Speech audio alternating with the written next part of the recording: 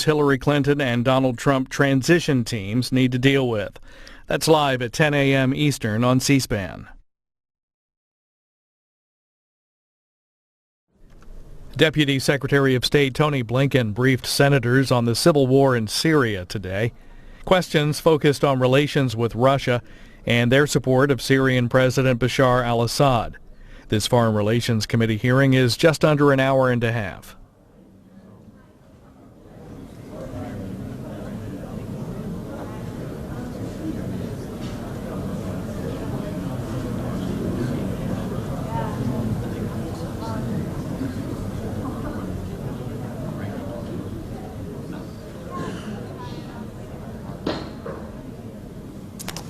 Senate Foreign Relations Committee will come to order. We welcome our Deputy Secretary of State, Antony Blinken. I know he was in Turkey until yesterday evening, and we moved the hearing back a day. I would note that we've been trying to get Secretary Kerry in here for some time. That has not been possible. I don't want to diminish your appearance here because we're thankful to have you here, but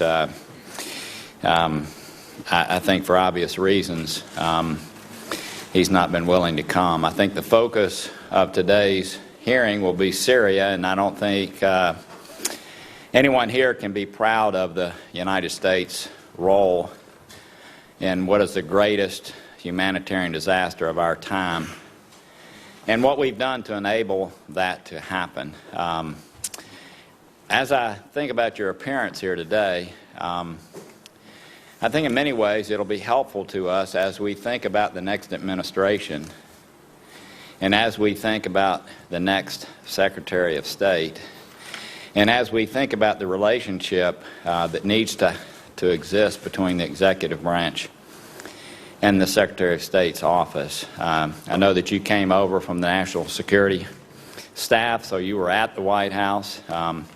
You came over to the State Department. I know sometimes executive branch folks like to have their own people at the State Department, and I know, for instance, you were to appear here yesterday, but the President ordered you, quote, to Turkey instead, and so it speaks to sort of the overlap that exists sometimes between the executive branch and the Department of State.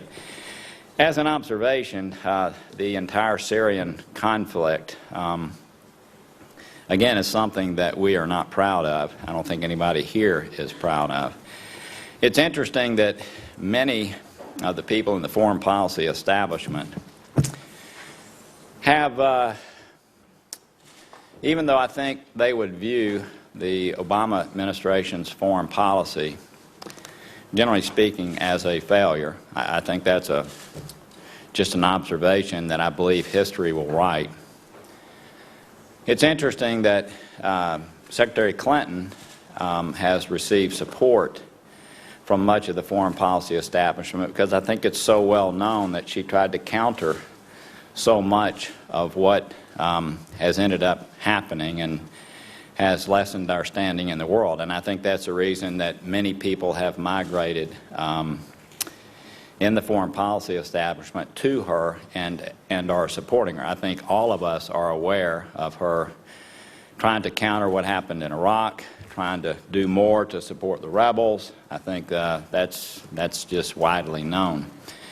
What is interesting to me is Secretary Kerry coming in. He came in with a lot of excitement. Many people had thought that he had lived his whole life, if you will, to be Secretary of State.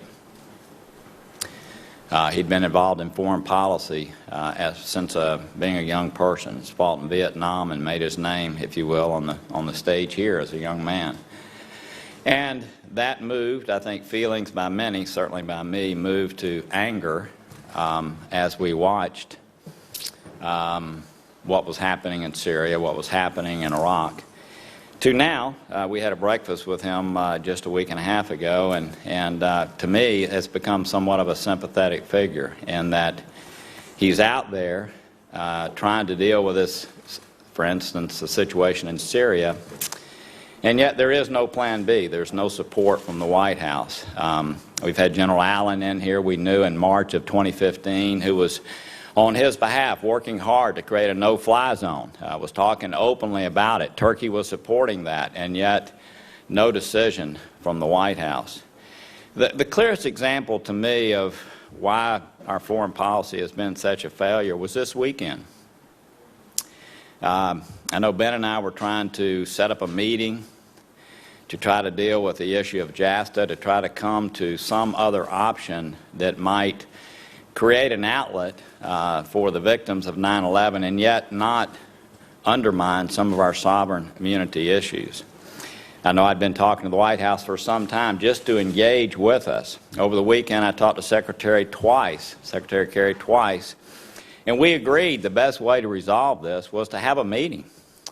A meeting with Chuck Schumer, a meeting with John Cornyn, a meeting with Ben and myself, a meeting with Senator Reid and Senator McConnell, and just to sit down and see if another option could be developed that might cause us to move in a direction so that there be an outlet for the people of 9/11 to have an outlet of some kind, and yet maybe not have some of the adverse consequences that some of us fear. Secretary Kerry couldn't even get the White House to call a meeting.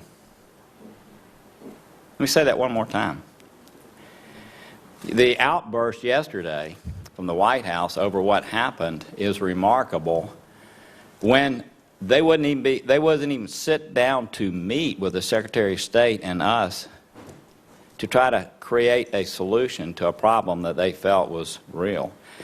So I have to tell you, I think I know all of you guys write books after you leave. I think it's going to be a fascinating walk through what I believe to be a failed presidency as it relates to foreign policy, an unwillingness to roll up sleeves and deal with the tough issues that we have to deal with, and certainly there's no way to deal with them without conversation. And to not have a plan B, or at least maybe you'll share a plan B in Syria today, where diplomatic actions cannot be backed up because Russia and Assad realize that there is no plan B. Never has been a plan B. So I look forward to your testimony. I know I'm being a little tough on you today, but I think it's in response to just seeing again why this failure has occurred, and that is the White House's inability to sit down, to get involved, to be willing to put forth tough consequences when things don't occur. And again, nothing could be more evidence of that than the unwillingness to even sit down and try to propose another way of dealing with the situation we dealt with yesterday on the Senate floor. So with that, I turn to my good friend Senator Cardin and look forward to his opening comments. Well, thank you, Mr. Chairman. Secretary Blinken, thank you for being here. Chairman Corker and I have been partners during most of this Congress on this committee, and we share very similar views about foreign policy and priorities, and we've had an opportunity to work together on many, many issues. And as I was listening to Senator Corker at the beginning of his comments, I thought we were going to be able to continue that with his nice comments about Secretary Clinton, because I share those views on Secretary Clinton's extraordinary talent to conduct foreign policy. And I share Senator Corker's frustration on JASTA. I think that was highlighted through circumstances that neither he or I could control, nor could the administration control. And that is that the timing of JASTA required us to take the veto override before the recess. I think if we could have had that veto override during the lame duck session, we would have had more opportunity to explore ways in which we could try to accomplish the needed removal of sovereign immunity that stands in the path of the victims of 9/11, but do it in a way that does not cause the risk factors that this legislation causes. And neither Senator Corker or I, and quite frankly the leadership, or the President could affect that timing, because the timing, the President had to act with a certain number of days. The Congress was required to take up the veto message immediately unless we had unanimous consent, which was unlikely to be able to be gotten. So I think it put us in a position where our options were not as robust as I would like them to have been, and that included the President's option. So I'm not as critical as Senator Corker of this administration or Secretary Kerry. I know Secretary Kerry felt pretty passionately about the JASTA legislation. He expressed his views. I had a chance to be with Secretary Kerry on a plane for a considerable period of time, and he used that opportunity to explore every opportunity we had here to deal with JASTA. So I very much admire Secretary Kerry's optimism and his unrelenting pursuit of peace in every part of the world. And we had a chance to experience that firsthand in Colombia, as we saw after 5 decades of civil war, a peace agreement signed this past Monday, and I was proud to be there with Secretary Kerry. Secretary Blinken, welcome back to the Senate Foreign Relations Committee. It's not every day that we have a star from Sesame Street with us. For anyone who has not seen Secretary Blinken's guest appearance with Grover, I encourage you to watch him discuss refugees with everyone's favorite furry blue monster before the President's summit on refugees during the UN General Assembly session. We know that you have just returned from a trip to Turkey, and we look forward to learning about your discussions there, given Turkey's critical role in the success of counter-ISIL campaign, ending the conflict in Syria and for broader regional ability. So it'd be good to, I know this hearing is on Syria, and in Turkey it clearly is a major player here. Charged with oversight of the State Department, the members of this committee have a fundamental interest in the success of U.S. diplomacy and U.S. leadership in the foreign policy arena. Secretary Kerry is correct in his belief that the tools of diplomacy should always be the preferred method for stopping violence, saving lives, and restoring stability. I want to commend the dedication of Secretary Kerry and yourself and our nation's diplomats for the work you've done around the clock with both allies and adversaries to forge an agreement to end violence in Syria. That's what we need to do. There is no way to end that civil war through military.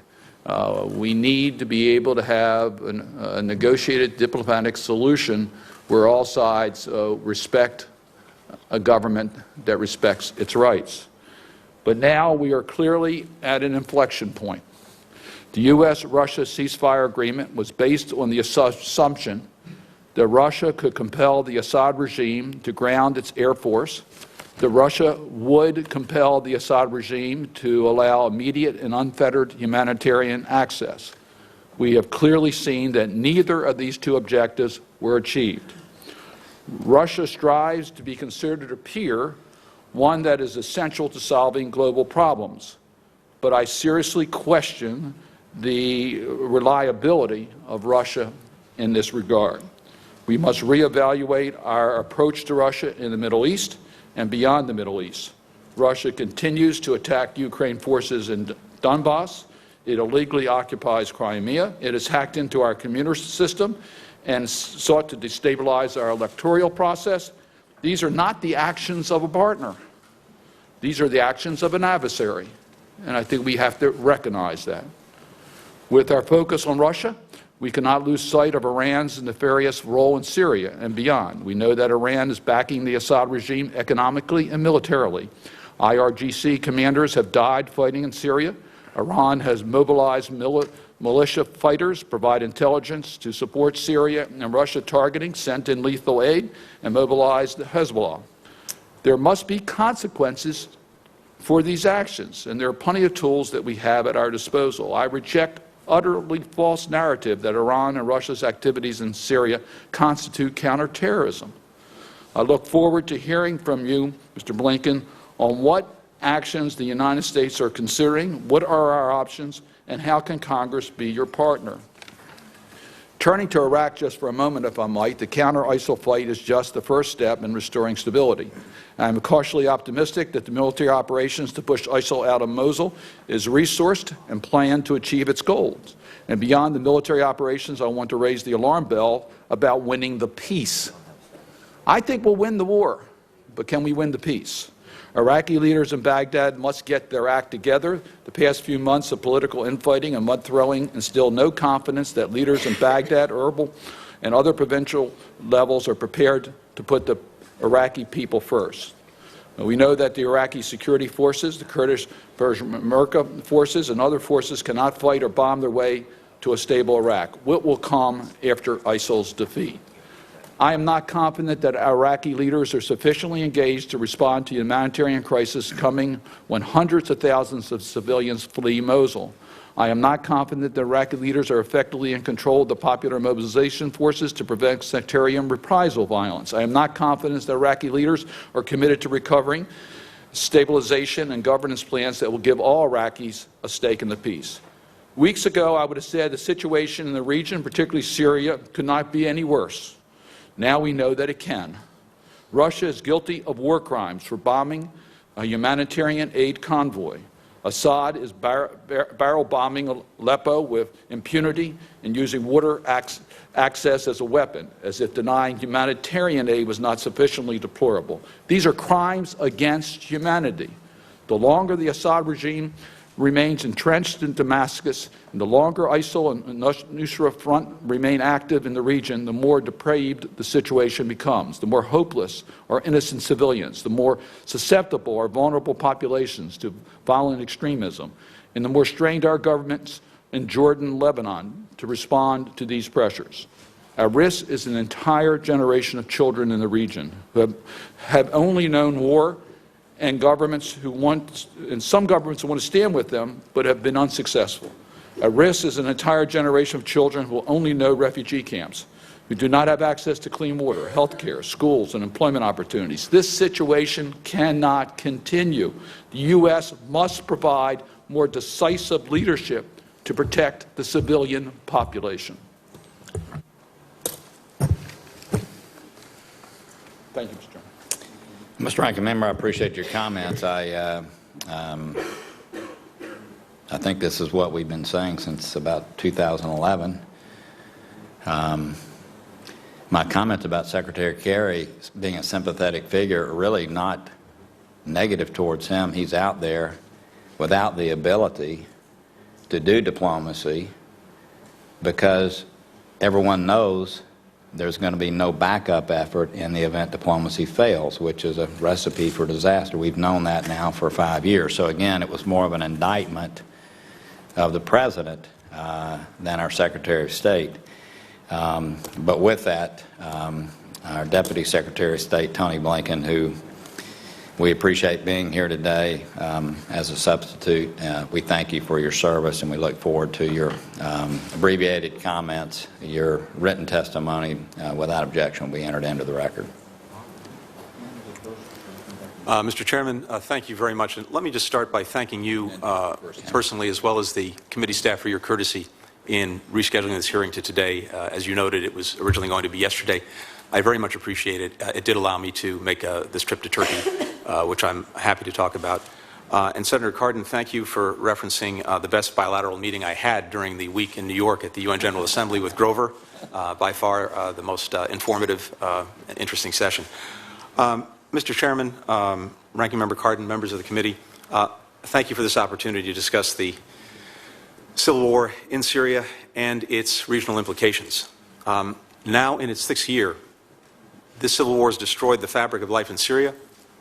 It's killed at least 400,000 people, triggered the worst humanitarian displacement crisis since World War II, put neighboring countries of first asylum under enormous pressure, exacerbated regional tensions, helped swell the ranks of violent extremist organizations, most notably Daesh and Al-Qaeda.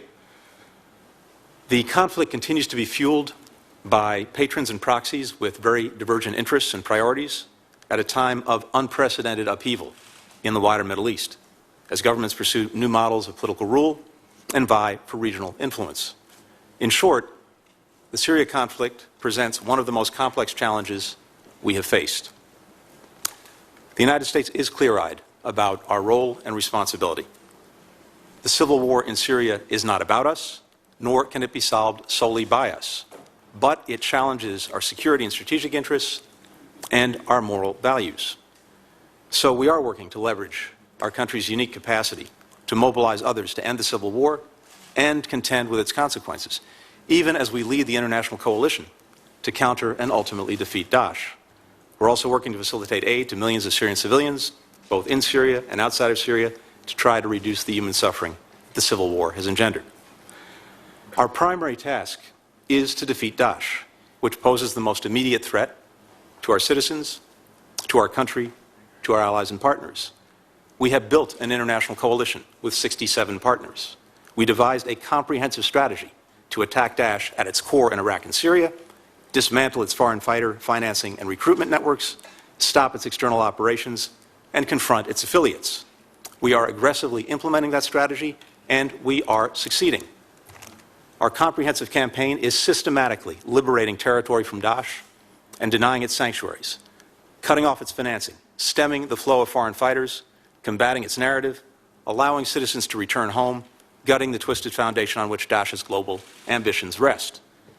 We've deprived Daesh of about 25% of the territory it once controlled in Syria and more than 50% of the territory it once controlled in Iraq.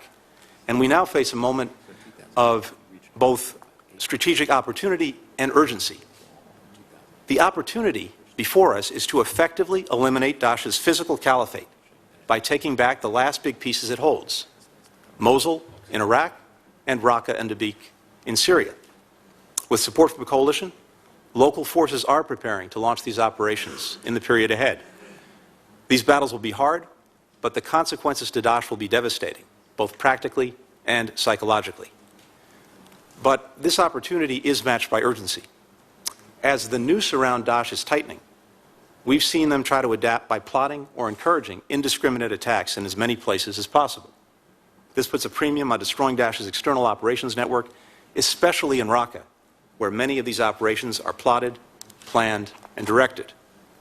In Iraq, Mr. Chairman, 2 weeks ago, and then in Turkey this week, I held discussions with our partners on the campaign plan to liberate Mosul, Dabiq, and Raqqa. It requires extraordinary coordination, not just militarily, but also to ensure that we meet the humanitarian, stabilization, and governance needs of newly liberated territory. It will be this effort that ensures that Daesh, once defeated, stays defeated.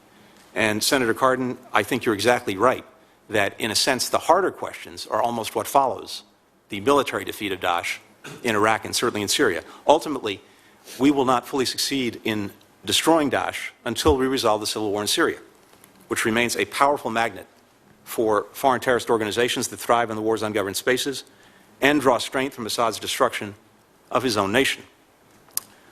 The objectives and processes that we agreed to earlier this month with Russia were the right ones: a renewal of the cessation of hostilities, the immediate resumption of unhindered aid deliveries, the degradation of and focus on Daesh and al-Qaeda in Syria, the grounding of the Syrian Air Force over civilian populations, the beginning of a Syrian-led negotiating track that can provide a pathway out of the conflict and make possible the restoration of a united, peaceful Syria. The actions of the Assad regime and Russia, aided and abetted by jihadist spoilers, now risk fundamentally undermining this initiative, destroying what was the best prospect for ending the civil war. The September 19 attack on a UN humanitarian aid convoy in Bogorum near Aleppo was unconscionable.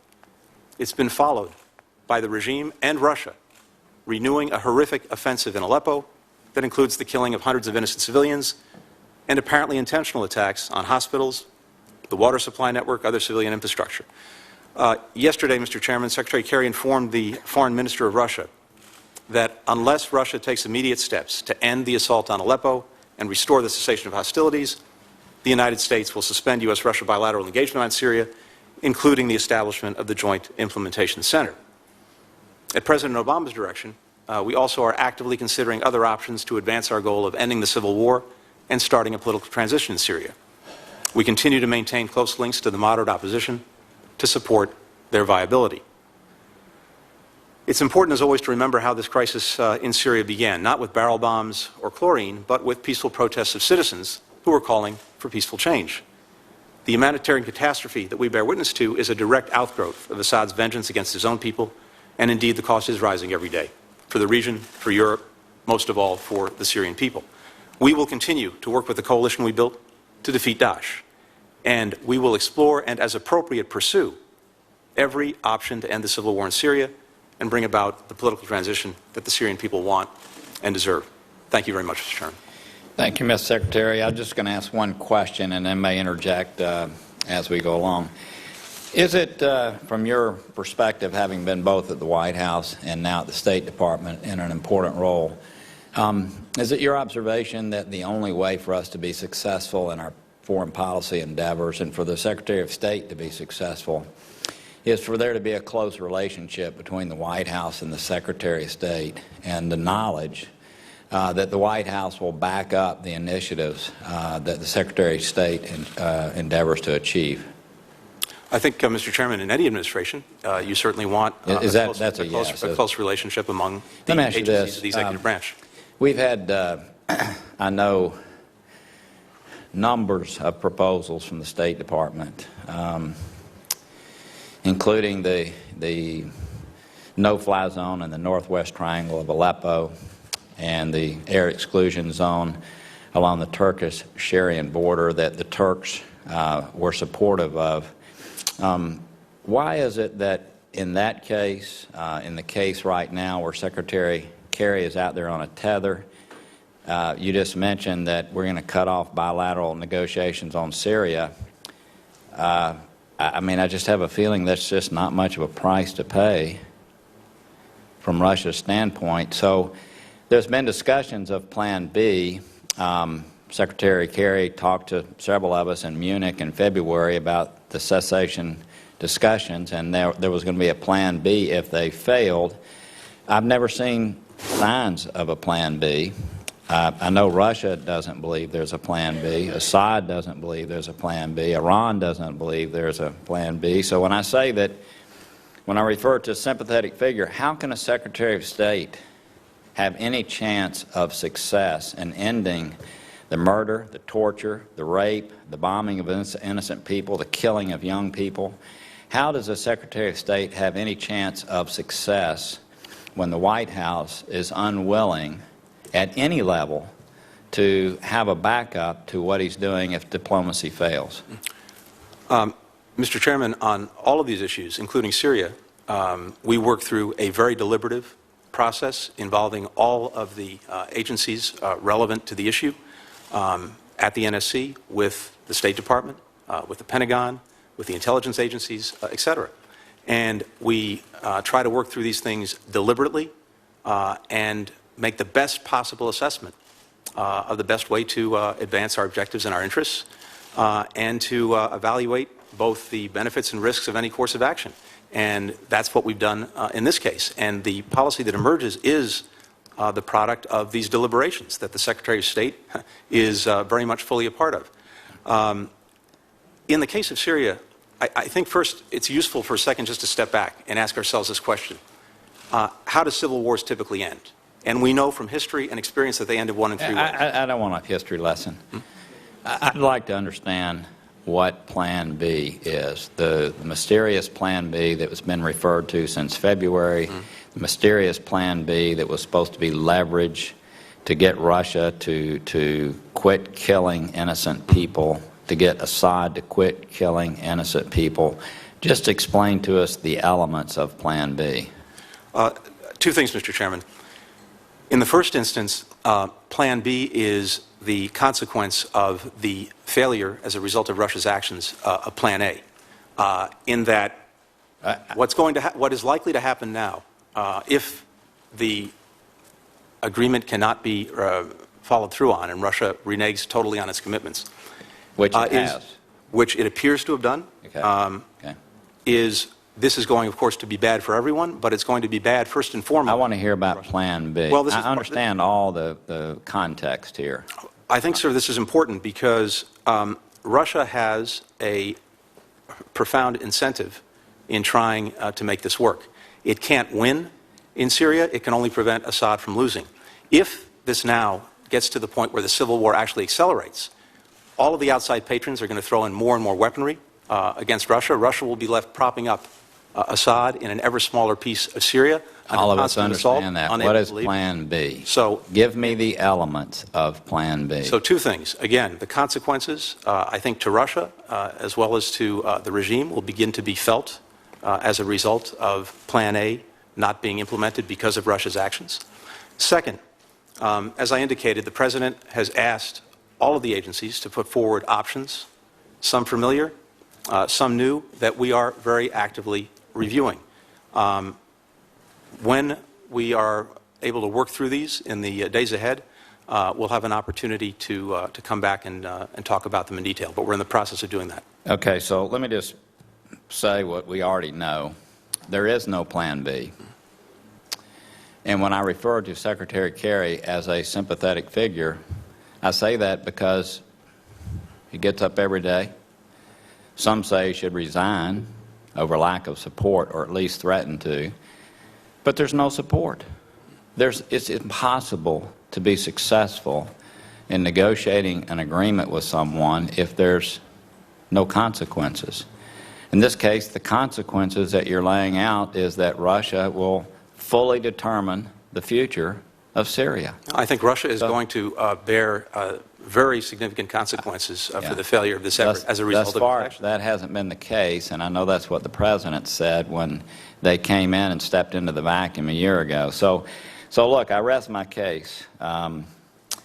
Diplomacy without any plan of failure is something that cannot be successful, and I, again, based on my experiences this weekend with an administration who's unwilling to even sit down and talk about a solution with the people who are involved because they think this is bad for our country, but unwilling to sit down and talk about a possible option, just leads me to believe that we will continue to have non-success in Syria, non-success in other areas. And again, all of us have tremendous sadness over the fact that our country has idly sat by after encouraging the people of Syria. If you remember, Ambassador Ford was cheering these people on.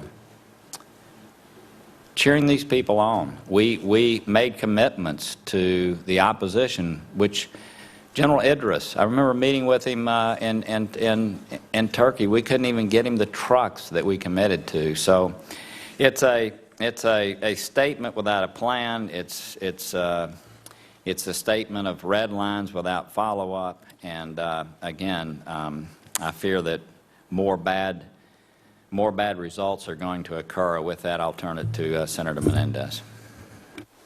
Well, thank you, Mr. Chairman, and let me thank the ranking member for yielding time. We've had a train derailment in New Jersey with fatalities, so I need to get back, so I appreciate the opportunity. This is an incredibly important topic. So I think we had a lot of missed opportunities when this committee passed, not unanimously, but a strong bipartisan vote to train and to assist the vetted Syrian rebels, moderate Syrian rebels, at the time that could be done. And gave the President the power and the wherewithal to do that. It wasn't done then. Then when it was done so feebly that those who we trained were largely eliminated. And then instead of having a safe zone, which many of us call for, which would have given individuals the opportunity to have a ability for security and maybe to organize those who might want to fight for their country, that wasn't done. And so I move forward and I see what's happened to date, and the one thing, of course, your written testimony is much longer, but there's one paragraph on it that I think is incredibly important to talk. You talked about Daesh, but you say in your statement on page 3, ultimately we will not succeed in fully destroying Daesh until we resolve the civil war in Syria, which remains a powerful magnet for foreign terrorist organizations that thrive in the war's ungoverned spaces and draw strength from Assad's brutal destruction of his own nation. And I fully agree. But that's the problem here. Having missed opportunities now, and now creating a vacuum where Russia comes in, I know that I keep hearing the equation that Russia will ultimately come to an understanding that it's paying very large consequences for its participation. That hasn't changed their calculation at all. As a matter of fact, they have buoyed Assad in this process. I think that the temporary truce that was created never had a real, from the Russian perspectives, never had a real calculation to actually effectuate the results of what Secretary Kerry intended, which of course I would have applauded, but it was to give Assad the ability to rearm and reorganize. And then immediately the incredible, despicable attacks made against humanitarian convoys. So my question is this: I would have asked what Plan B is too. I don't get a sense that there is one, and that worries me. I don't think we should wait for the next president to start devising something that moves in that direction. And I understand that Secretary Kerry has threatened to end bilateral talks with Russia over Syria, but I can't fathom for the life of me what those talks are producing anyhow. I mean, Russia seems to agree only for the purposes of giving Assad time to rearm and regroup. What leverage do we really have? What are we doing here to Russia to change its calculation? Because now, you know, whether we like it or not, they're the major player here. And I have had a totally different view that Russia does not share our end goals here. It does not have the same interests as we do. It has a very different set of interests. So understanding that, give me a sense of what leverage, specifically, what leverage do we have? Why are we still engaged in a conversation in which we have a quote-unquote partner that continues to undermine our purposes in Syria, as well as that of the international community, which is why I understand some British and French counterparts walked out of a meeting recently at the UN. Thank you, Senator. Two things.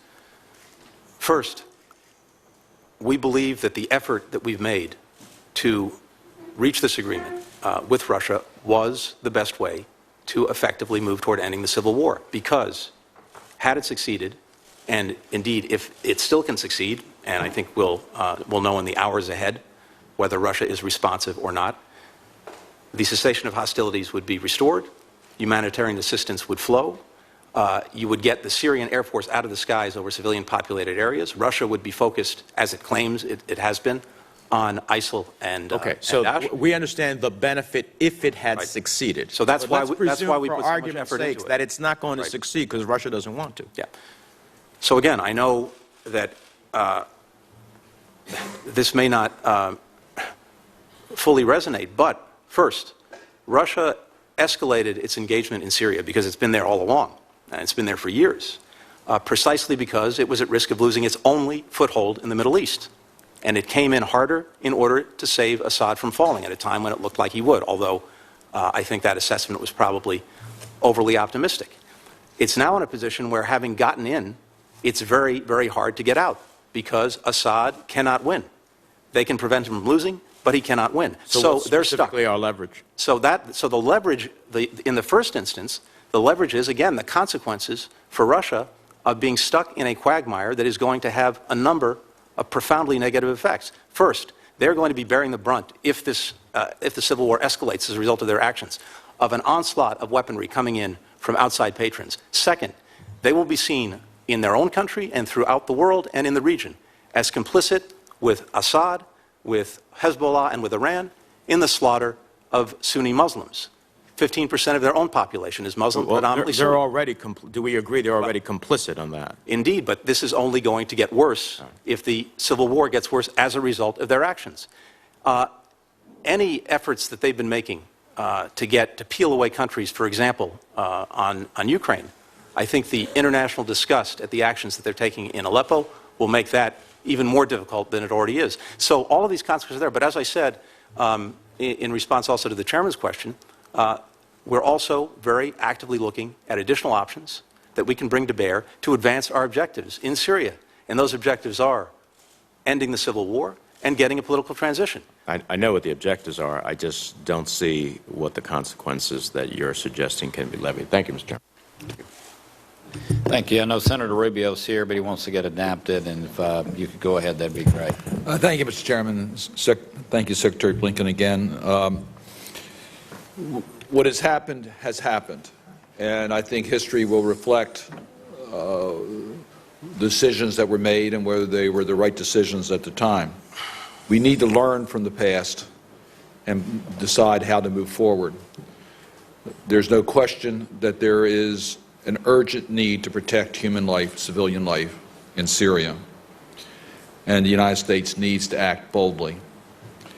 I'm encouraged, Secretary Blinken, by your comments that there will be very significant consequences for Russia's actions. I look forward to seeing how that is translated into U.S. policy and U.S. international leadership working with other countries.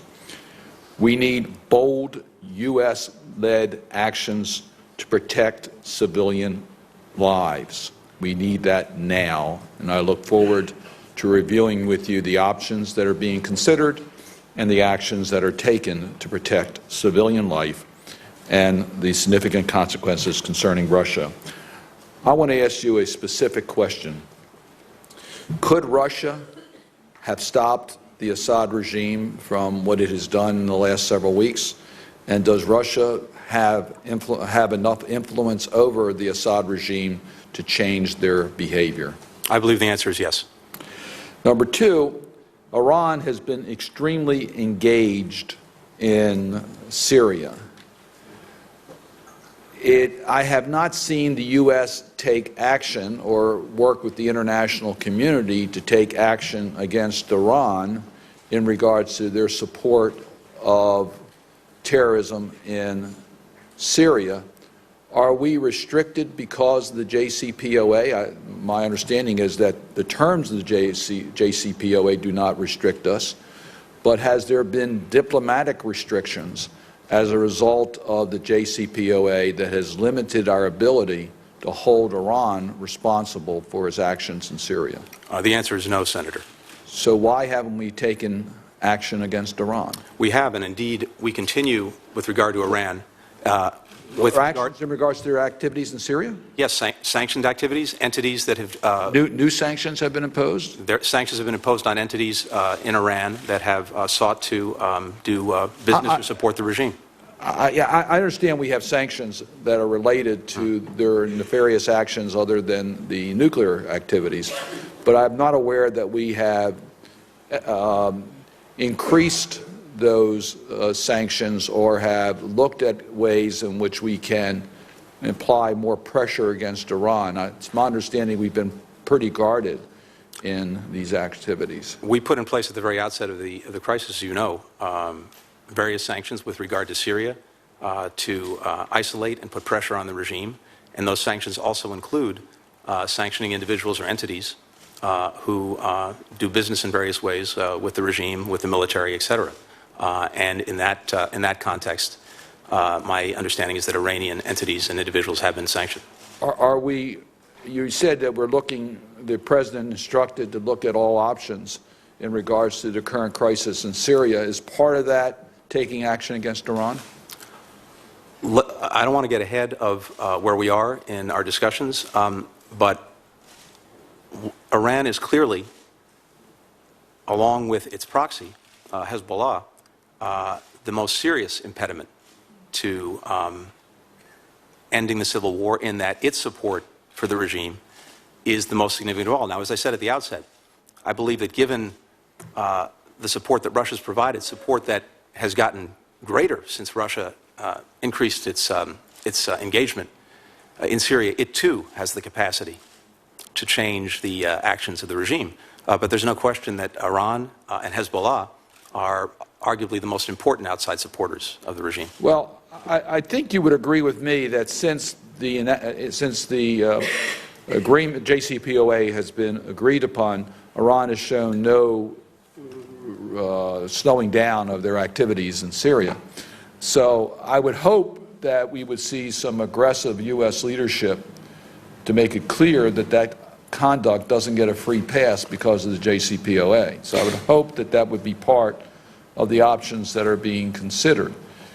And let me also say, in regards to Russia, it's not an isolated problem we're having with Russia.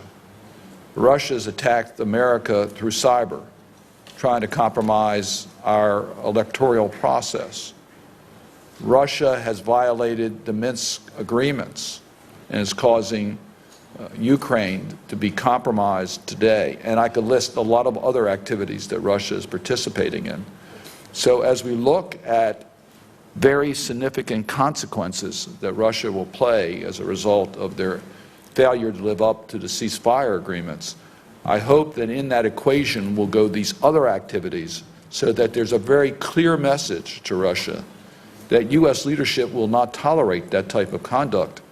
And we're prepared to take unilateral action, and we're also prepared to work with the willing to make sure there is a price to be paid for their activities. Thank you, Mr. Chairman. Thank you, Mr. Ranking Member. I'm sure that there will be more words said. I would love at some time to, if there is a plan B, to have a classified briefing if that's what it takes. I think we all understand that it's non-existent, and the only thing that is existent is words. Senator Rubio. Thank you. And, thank you, Secretary Blinken, for being here. In your statement, you mentioned Russia 6 times, as you should. They're clearly involved, but there's an omission. I do not believe that in your testimony you mention Iran a single time. And in fact, until Senator Cardin just raised it, I'm not sure it had even been discussed yet in terms of Iran's role in this region. Earlier this month, you said you couldn't guarantee to the American people that the funds that Iran has received as a result of the payments that were made and of the JCPOA have not been used for terrorism. I think it's common sense that, in fact, they would do that. We've seen, for example, press reports that Iran's Guardian Council instructed its central bank to transfer $1.7 billion to the military of Iran. And by the way, I don't think that number is a coincidence. So we've seen the top IRGC commander last week say that the IRGC and its allies supply intelligence for Russian airstrikes in Syria. And so I think the first thing we have to point to here is the fact that these pallets of taxpayer dollars that have been allowed to Iran have ultimately helped them help Russia target innocent Syrians in this quest to increase their dominance of the region or their role in the region and to prop up Assad. And again, I don't know how we justify the transfer of all of these funds to the Iranian regime, knowing that the Iranian regime is deeply involved in propping up the Assad regime and in the process providing assistance to all these atrocities that are about to be committed by both Assad and the Russians. How do we justify that? Thank you, Senator.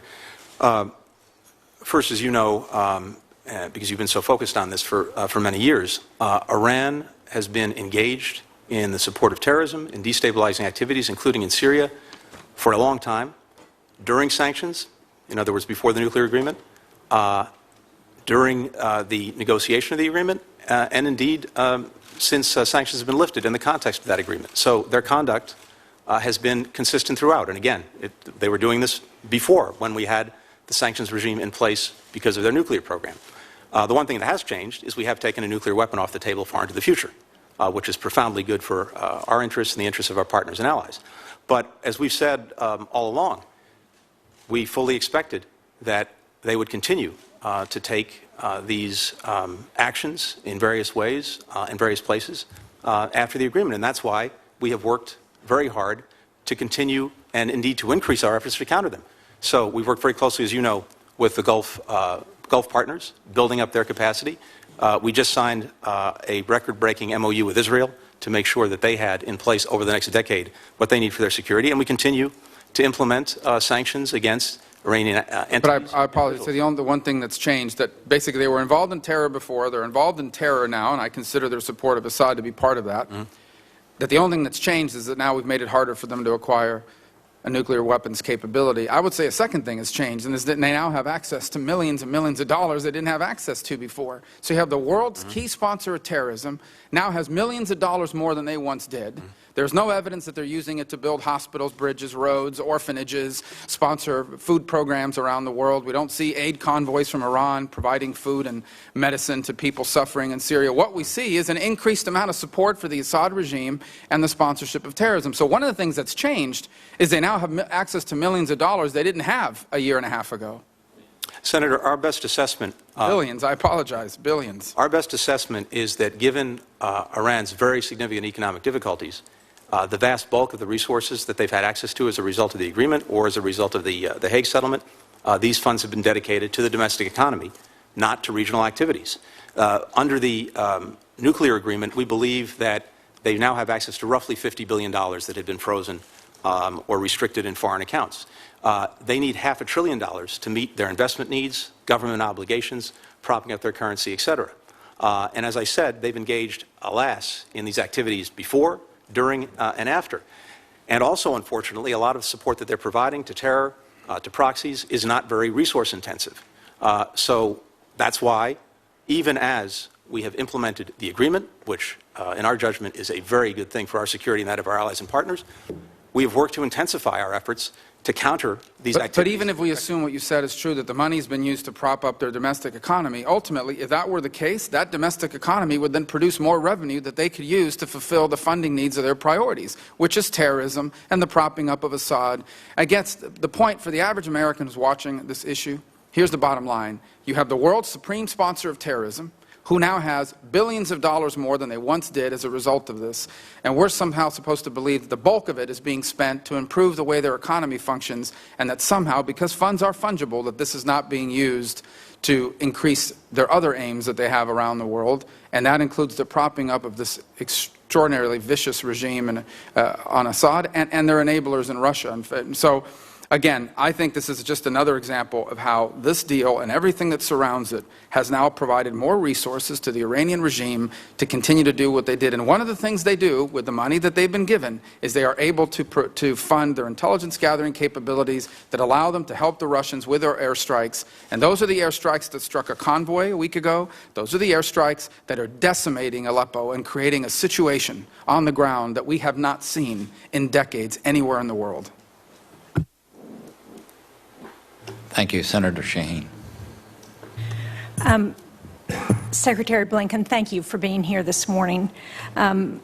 Sadly, I have to say that I share my colleagues' views that despite the best intentions, that our policies in Syria have contributed to where we are today. And there was a news report that just came over that Russia has rejected our demands for a resumption of Syrian ceasefire, and that they vowed on today to press ahead with their operations in Syria. So I guess that says to me, and I think the news has been very clear, that Russia has escalated the civil war in Syria, and they intend to continue to do that, and Assad intends to continue to do that, no matter what the expense is to his own people. So I'm not going to beat the Plan B horse, because I appreciate that you have not been able to share with us what might be being considered, and maybe you're not able to talk about what options are being discussed that we might still have in Syria. But it seems to me that we need to look at all of those options, because the current effort is not working. And I appreciate the arguments you're making. I just don't think they're working. So let me go on to a couple of other areas where I'm interested in what you can share with us. On the Leader Summit on Refugees, and I thought your appearing on Sesame Street was a good thing. It's nice to let young people know what's going on. But can you talk about which states have been particularly generous, what has come out of that summit, what is being looked at to implement the commitments that have been made at the Refugee Summit? Right. Thank you very much, Senator. As you know, and as the committee knows, we are facing the largest single wave of human displacement since World War II. Syria, of course, is what is generating a lot of it, but it's actually a global problem, a global crisis, because we see forced migration of one kind or another virtually on every continent. In Africa alone, there are about 12 countries that are forcibly, where people are, in effect, forcibly displaced by conflict. Central America, Afghanistan, Pakistan, around the world. So the President brought together countries and leaders from around the world at this summit in New York on the margins of the General Assembly to take action, not just to talk about the problem, but to do something about it. And that's exactly what we did and what he did. There were three objectives that we had going into the summit. One was to get more resources from around the world into the humanitarian support system because, as the committee knows, unfortunately, it's significantly underfunded and it's basically overmatched by the scale and scope of the problems that we're facing. So we wanted to get more resources in, and we wanted to get countries that hadn't participated as much to participate or to do more. and we succeeded. We've got countries all told to put in for this next year about 30% more than they did in 2015. So we're looking at billions of additional dollars for the humanitarian system. Second, we were looking for countries to make additional commitments to resettle refugees. And we sought to basically double the number of legally resettled persons around the world over the next year. That objective, based on the commitments that were made, was also achieved. Third and finally, we wanted to help build the resilience of countries that are receiving refugees, basically the countries of first refuge and asylum. In the case of Syria, Turkey, Lebanon, Jordan, which, as the committee knows, have borne extraordinary burdens with millions of refugees. We wanted to increase support to them, but we also wanted them to make additional commitments to make sure that children could go to school and adults could go to work. Because, as Senator Cardin said, we do risk a lost generation of children from these conflicts if they're not able to go to school. We now have commitments over the next year for there to be an additional 1 million places in schools around the world for refugee children and another 1 million jobs, legal jobs, around the world. So these are significant, these are real, these are concrete. That said, ultimately, the answer to a lot of this has to be resolving the underlying conflicts that are causing people to flee, to leave their homes, to leave their families in some cases, to put their lives and their children in jeopardy. We recognize that, and that, of course, is why it's so important to work to end this conflict in Syria.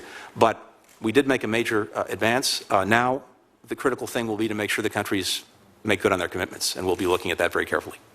Thank you. My time is up, so I'll wait for the next round for other questions. Okay.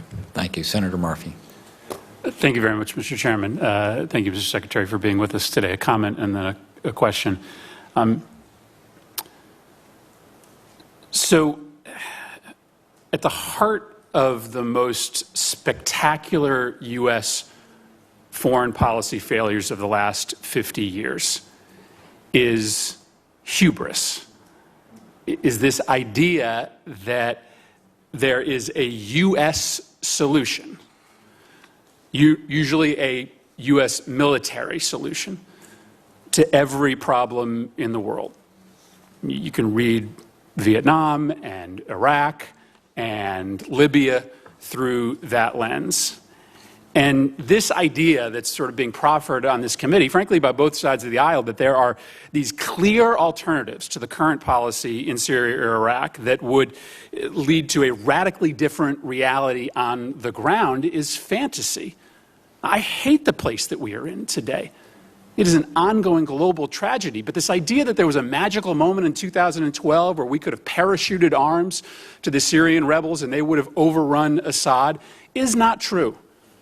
Russia and Iran have had for a very long time equities in that country that are unequal to ours. They were always going to come to the defense of Assad with ferocity. This idea that a safe zone would magically change the reality on the ground is a fantasy as well. Our own military leaders have thrown cold water on this idea because it would involve some major ground forces to make it meaningful. And there are very few people in this Congress who are willing to support the major deployment of U.S. ground forces. And so I just say this because maybe, just maybe, every bad thing that happens in the world isn't a fault of failed U.S. policy. And maybe, just maybe, there are times and there are places where there is not always a U.S. answer. Now, I think we can be incredibly helpful. I think that we can work with partners to try to make this situation better. But I read the last 3 years as a continued ramp up, albeit very slowly, of U.S. military engagement in Syria, and the situation on the ground for the Syrian people getting worse and worse and worse, not better and better and better. And I think history should probably teach us that those two things are likely not a coincidence. And so I reject the idea that there are easy, clear alternatives that the administration just isn't looking at. This is a hard problem with no easy solutions. And we should operate from an assumption that there are not always U.S.-led solutions to terrible, intractable problems in the world. And so let me ask you a question about where this failing of hubris could get us in trouble in the coming weeks and months, and that's in Mosul. So a new announcement that we are going to put 600 more U.S. military personnel on the ground to help retake Mosul. Not an announcement that we are going to make a diplomatic surge in and around Mosul to try to solve some of the governance problems in that city. So share with us, maybe share with me an answer to my skepticism that a military surge in Mosul is ultimately going to solve the political problems that you correctly identify as the most intractable. We don't have a military quagmire in Iraq. We could solve the military problem in a heartbeat by putting another 200,000 U.S. troops back in. We have a political problem. And so Mosul seems to me to be an example of where you have responded to pressure to try to make progress by announcing a military surge. I have no doubt that with 600 or 1,200 or 1,400 U.S. troops, we'll get the military objective that we want in Mosul. But how does that get us the political solution? Nineveh is an incredibly diverse province, and what allowed for ISIS to overrun Mosul in the first place was not a military vacuum, it was a political vacuum in that city. So how do we make sure that there is a political component here so that our military hubris that we often have doesn't get us in the same exact situation that it has over and over again in that region? Senator, if I have the chance, I'd like to come back to your opening comment, but I want to answer your question. Mosul is and will be the culmination in the Iraq side of the theater of the counter-ISIL or counter-Daesh campaign. And as I said at the outset in my opening remarks, it's a vitally important opportunity to deny ISIL its physical or geographic caliphate, which has been at the heart of its narrative and at the heart of its ability to project success. So it's vitally important. But your comments are also vitally important because you're exactly right that this cannot be, and indeed is not just, a military effort. We're working along multiple tracks at the same time in a coordinated fashion.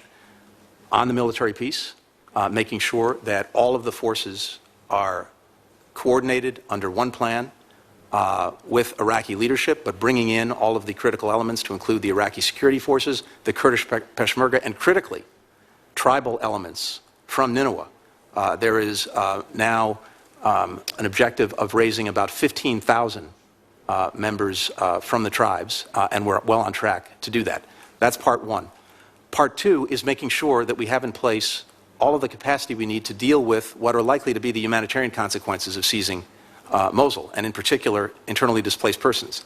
The UN is projecting that there could be up to 1 million people forced to flee Mosul as a result of the effort to liberate it.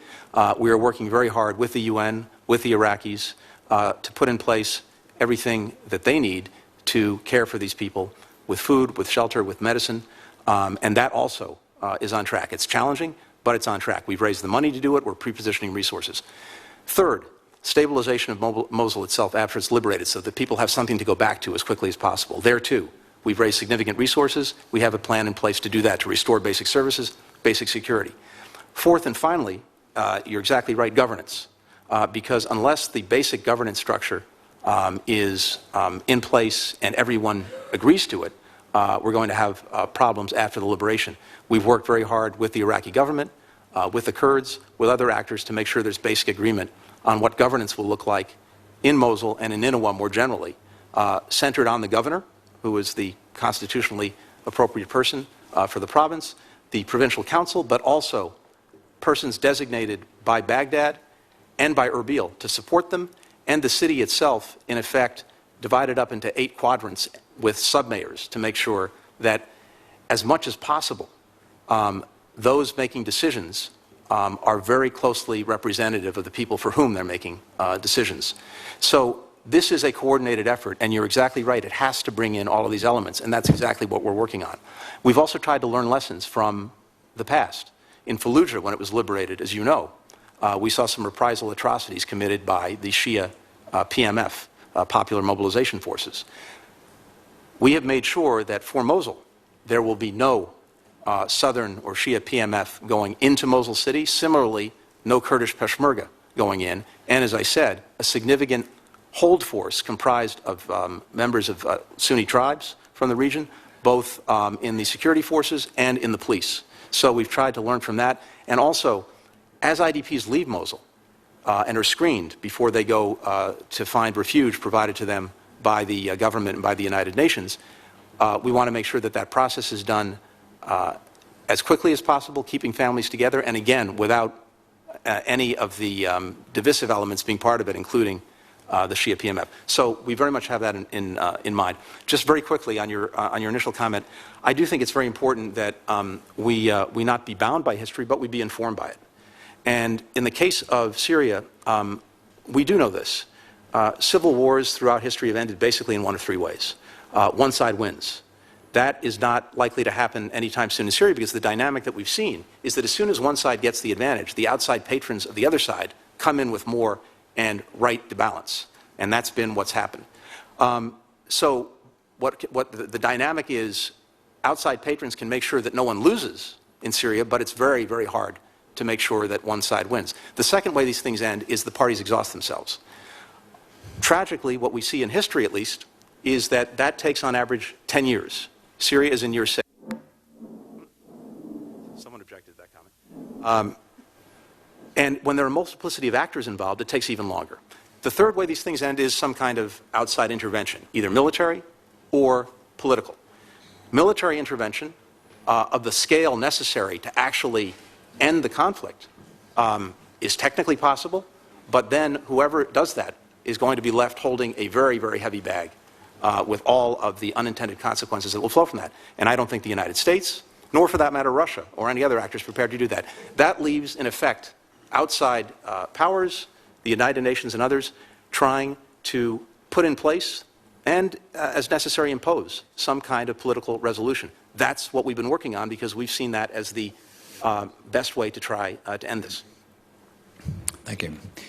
I always appreciate my friend Senator Murphy's comments and perspective, and I think hubris certainly is something that can be the downfall of all of us. I'll say that hubris also, from the standpoint of making big statements about what the United States is going to do, raises people's expectations. I think we certainly have made bold statements about what we were going to do relative to Syria that were followed up with almost nothing. And in that case, we've caused the sons and daughters and brothers and uncles and sisters of those in the Syrian opposition to be slaughtered as they waited for those things that we stated we were going to do but never did. Senator Markey. Thank you, Mr. Chairman, very much. Secretary Blinken, last October, former President Jimmy Carter wrote in the New York Times that since 2011, the United States precondition that, quote, Assad must go has reinforced escalation of Syria's civil war and inhibited serious discussion about compromise solutions. Last Wednesday, President Carter published a follow-up piece in the Times calling on the entire international community to focus for now on just one imperative: stop the killing. He wrote that discussions should focus on a goal of temporarily freezing the existing territorial control without the government, the opposition, or the Kurds giving up their arms. Additionally, measures should be agreed upon to stabilize conditions in territories controlled by these belligerents with guarantees of unrestricted access to humanitarian aid. Secretary Blinken, what do you think about that proposal? The United States could advance that even in the absence of Russian or Syrian agreement by proposing a Chapter 7 United Nations Security Council resolution requiring all parties to immediately stop the killing, stabilize civilian populations, and ensure full access to humanitarian relief for all victims of this war. Russia's ongoing atrocious behavior in Aleppo makes it clear that they would not support such a resolution. However, it would put them on notice that at the United Nations we were about to have this global discussion of the need to just stop the killing. Can you talk about President Carter's proposal, what you think about it, and putting aside the Assad must go movement for the time being so that we can just begin to put an end to this humanitarian crisis. Senator, thank you very much. And forgive me because I haven't read it, so I'd like to be able to read it in detail, but I've heard your description of it. First, in effect, what we've been trying to achieve with Russia's support is a cessation of hostilities that would, in effect, end the violence, the provision of humanitarian assistance to people who need it in besieged areas, and as I said as well, taking the Syrian Air Force out of the skies over civilian populated areas and getting everyone to focus on the common enemy, which is Daesh and Al-Qaeda or Nusra in Syria. So in effect, those were the first steps that we thought were so critical. Now, if we were able to take those steps, we would then have in place the conditions under which all of the parties could begin to negotiate a political transition. I understand, but it's broken. So what do you think about taking it to the UN? Well, we're looking... Taking it to a Chapter 7, escalating this thing to a point where everyone is going to be forced to sit down and to discuss it. You know, Syria, Russia might not like it, but at least we're going to be focusing upon the core problem of stopping the killing. So we are very actively looking at what more can be done at the United Nations. Would that include a Chapter 7?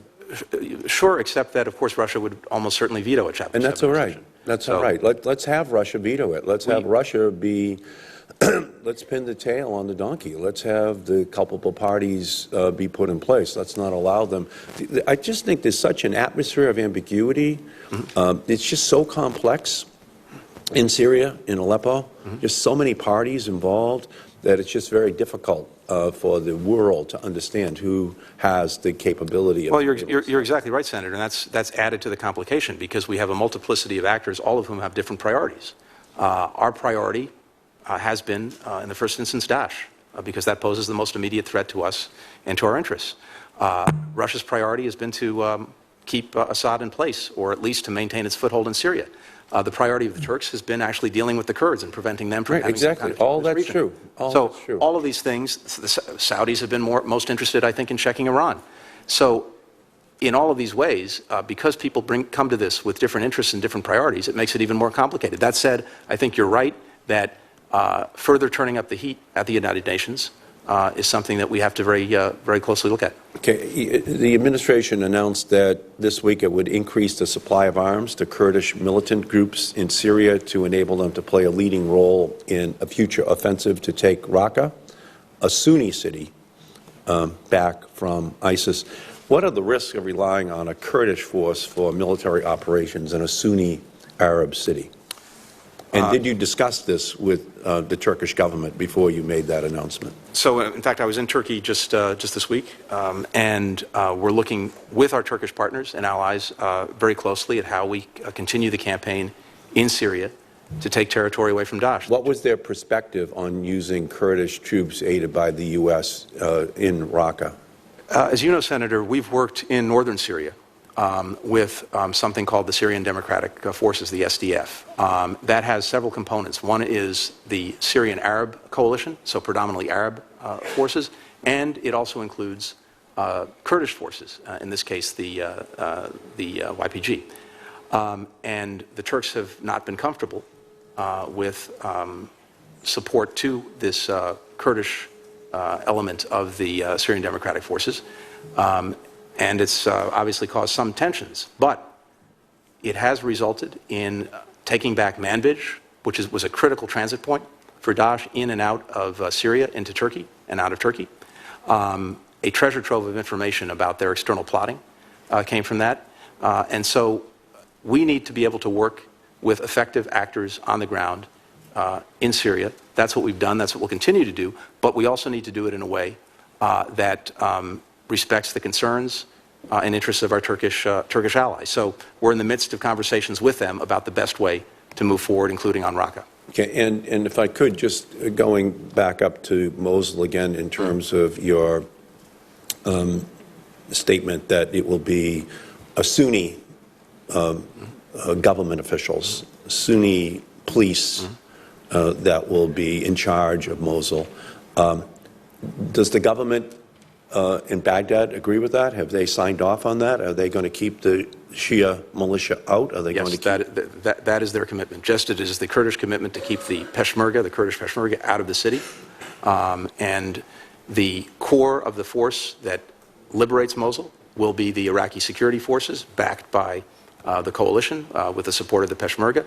The tribal elements that are being trained, equipped, brought on board with the goal of getting 15,000 of them will be predominantly be the holding force once the city's liberated. Okay, great. Thank you, Mr. Chairman.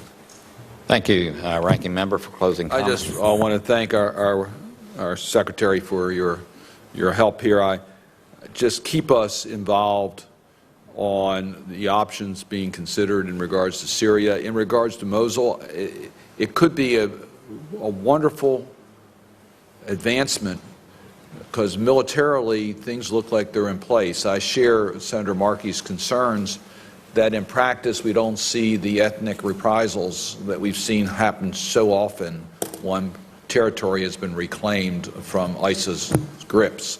So I think that's going to be more difficult in getting the confidence necessary. So I just urge us to work together. And in regards to Turkey, I would enjoy talking to you, not through questioning here, as to how successful we are in getting our NATO partner constructive and keeping the border closed, but also dealing with the Kurdish issues that don't distract us from dealing with ISIS.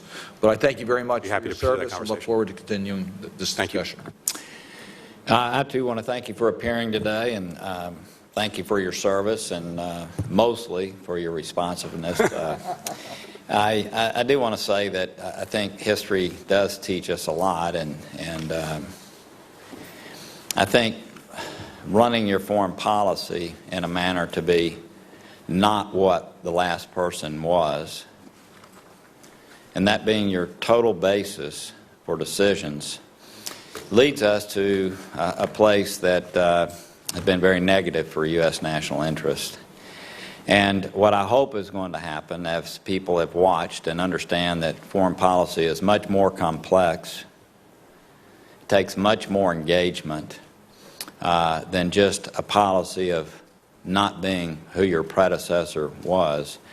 I'm hopeful that the next president and the next Secretary of State can learn from the failures that we've witnessed, and hopefully in some form or capacity what you've learned from this will be helpful in that regard too. Mr. Chairman, I'd welcome the opportunity actually to pursue that conversation at another time whenever it's convenient to you.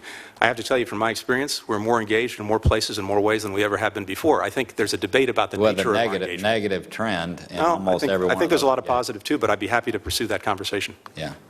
I would welcome that, and would welcome that with Secretary Kerry and others also, which I know has been difficult to achieve. But with that, the meeting is adjourned. The record will remain open through the close of business Monday. And if you could fairly promptly, with all the other responsibilities you have, respond to those, we thank you for being here, and the meeting is adjourned. Thank you.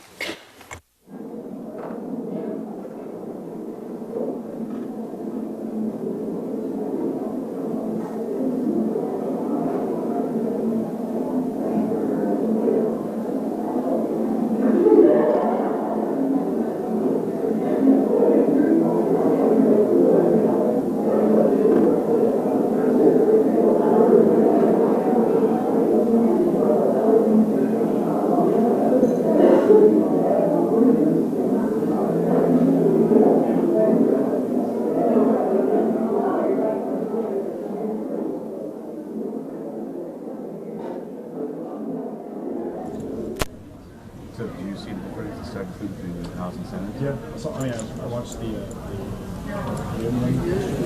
level is extremely high. It was like very level because we not workers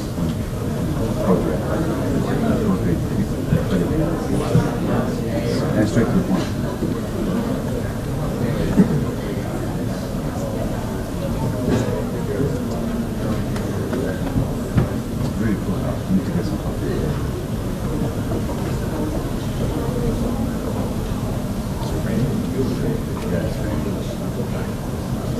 got in here.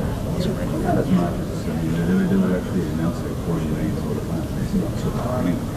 Maybe I shouldn't say that because that's going to get worse. Yeah, I heard that the next day is like. Yeah, and